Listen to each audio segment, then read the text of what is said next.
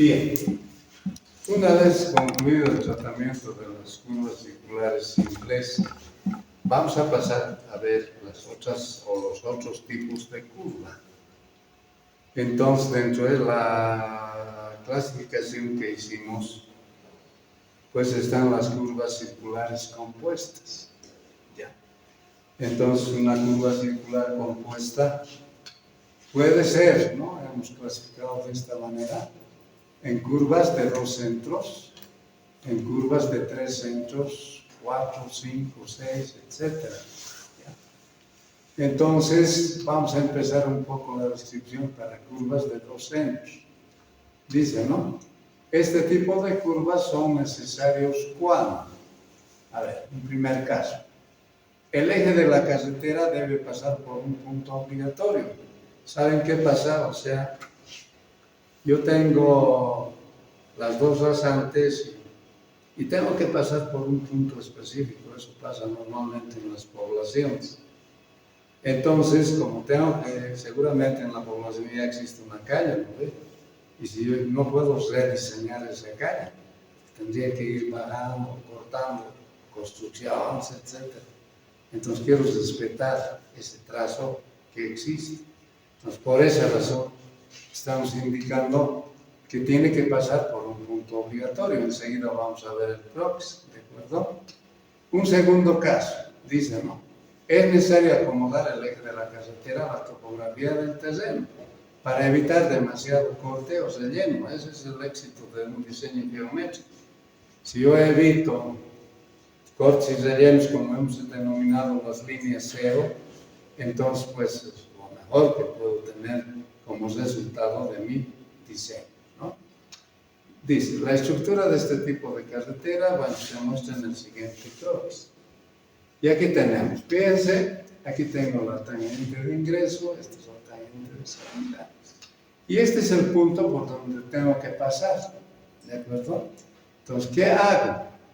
Bueno, lo que puedo hacer es trazar una tangente. Ahora, esta inclinación de esta tangente no es que tienen que hacer a un ángulo determinado, nada de eso, sino que, escúchenme bien, es una tangente que ustedes como diseñistas tienen que trazarse y la única condición es que pase por este punto PCC. ¿De acuerdo? Puede estar más inclinado o puede estar menos inclinado o inclinado hacia la derecha. ¿De acuerdo? Entonces, eso lo define el diseñista. ¿Listo?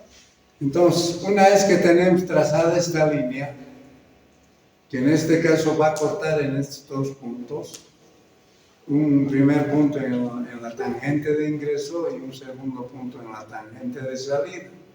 Entonces lo voy a denotar. ¿Por qué? Porque estos puntos automáticamente se van a convertir en PIs. ¿De acuerdo? En PIs. Por eso le he llamado el PI1. Y a este otro lado, pues automáticamente tengo el PI2. ¿De acuerdo? Ahora, ¿qué hago? Lo que tengo que hacer es, bueno, tengo varias opciones. Este ángulo delta no va a cambiar, ¿verdad? Ya está definido. Entonces, mido o calculo este ángulo PI1. ¿De acuerdo? Igual, este ángulo delta 2 puedo calcular o puedo medir. ¿De acuerdo? Eso depende de la información que disponga. Pero, aquí hay un P, ¿ya? Usted sabe, por condiciones geométricas, este ángulo del delta 2 se me reproduce en esta posición por opuestos al vértice, ¿ve? Por la propiedad geométrica opuestos al vértice. Ahora, fíjense, sumando delta 1, delta 2 y 180 menos delta, ¿cuánto tiene que sumar? 180, ¿ve? 180. Ahora, aquí viene la recomendación. Como las más de las veces estos ángulos definimos simplemente midiendo con el transportador, si estamos trabajando en el plano, o calculando a través de coordenadas, pero fíjense, cumpliendo varias condiciones. Entonces, solo conviene, este delta no va a cambiar, ¿verdad? ¿Sí? Entonces, o mido este ángulo o mido este otro, porque si mido los dos, ¿saben qué? Con la precisión de en este caso, ¿cómo se llama? El transportador no es bueno. Nunca van a tener que estos tres ángulos cierren en 180 grados. ¿De acuerdo? Ese es el problema. ¿Qué quiero decir con eso? Que si yo mido delta 1, este delta 2 debo calcular a partir de ¿qué? De esta condición. O sea, sumando delta 1 más delta 2, que es lo mismo a este otro lado, más este ángulo delta, la suma anterior tiene que ser igual a este ángulo delta. Bueno, ahí se hacen deducciones algebraicas, etc. Esa es la condición. Entonces, repito, si yo he medido este delta 1 y obviamente ya tengo medido el delta, entonces despejo delta 2 y calculo en función de estos dos valores. ¿Para qué? Para que se ajuste exactamente en forma geométrica. ¿Ya? Porque el medir, les repito, no les va a dar una confiabilidad de que tenga exactamente la condición geométrica. ¿De acuerdo? Ahora, esta inclinación de esta recta que hemos trazado tiene que cumplir ¿qué cosa? O sea, yo aquí, en este punto PCC, y en función de esta recta, levanto una perpendicular. ¿Ya? Obviamente, desde este punto mido al PI 1, esta distancia, que implícitamente es la tangente. ¿Ya? Y esa misma distancia lo dibujo acá.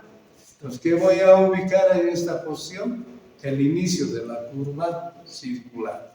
Y ahí también levanto una perpendicular.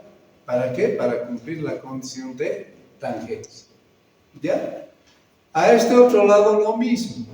Mido esta distancia del PCC al PI2, que va a ser implícitamente la tangente 2. Y ese mismo valor lo trazo en la tangente de salida, o sea, el valor de T2. ¿Y qué voy a ubicar? El FC2.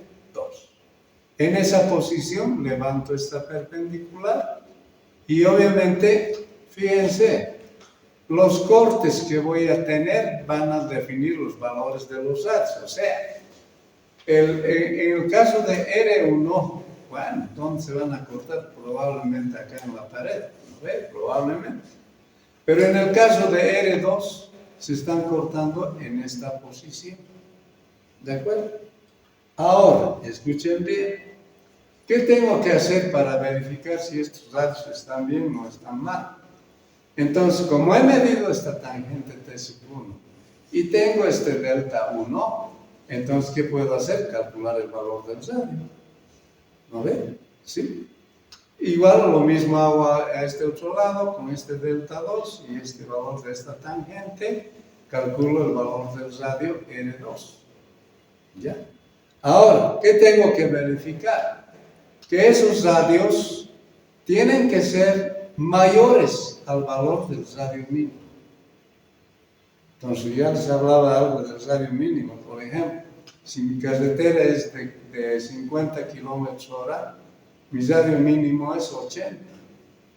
Entonces, al hacer este detalle de definir radios, etcétera, esos valores van a ser mayores al valor del radio mínimo, está bien.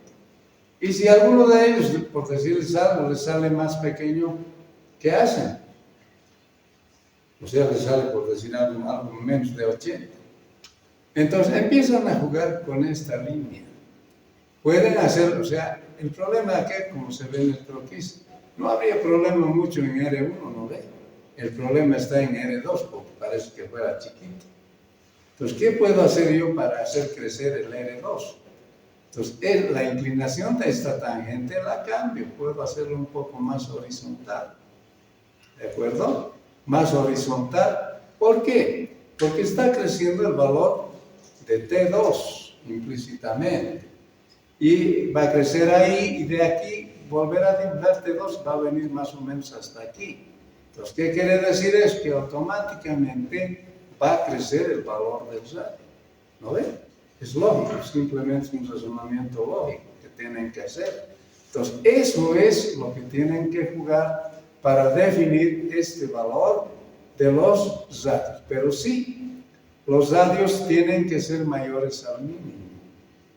¿De acuerdo? Esa es la condición que tenemos que cuidar cuando hacemos una curva compuesta circular de 2 senos. Repito, hacer que los radios sean mayores al radio mínimo. ¿De acuerdo? Entonces, eso es lo que hay que hacer. Ahora, evidentemente, puedo seguir haciendo ejemplos, etcétera. Es que vamos a tardar mucho y creo que entender esto no es muy complicado, ¿verdad? ¿Está bien? Les pregunto. ¿Está bien? Ya. Entonces, vamos a continuar la siguiente clase, por favor. Vamos a ver el de 3 senos, cómo se hace, cómo se traza. Inclusive cuando ya le hallen ustedes como decimos, el secretito, entonces pueden pasar de 4, 5, 6, pero hasta ubicarse quiere orientarse.